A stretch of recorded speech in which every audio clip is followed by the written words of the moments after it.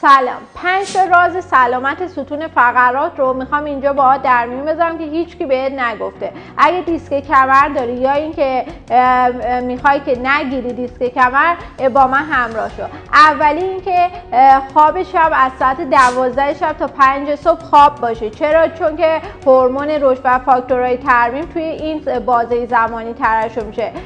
دوم اینکه باید 8 ساعت در شبانه روز حالت درازکش باشی، حتی اگه خواب نیستی، تا حداقل فشار تو ستون فقرات وارد بشه.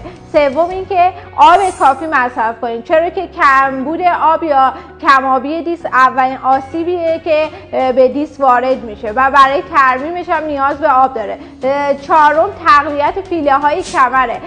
فیله های کمر رو وقتی تقویت میکنی، خون رسانی به اون ناحیه افزایش پیدا میکنه، علاوه بر این که خود اونها محافظت میکنن از ستون فقرات. پنجمی اینه که از کمر دولا نشی. وقتی میخوای چیزی رو برداری، میشینی و برمیداری و حرکات چرخشی به این صورت نداشته باشی. اینا خودش باعث آسیب به دیسک و ایجاد دیسک کمر میشه.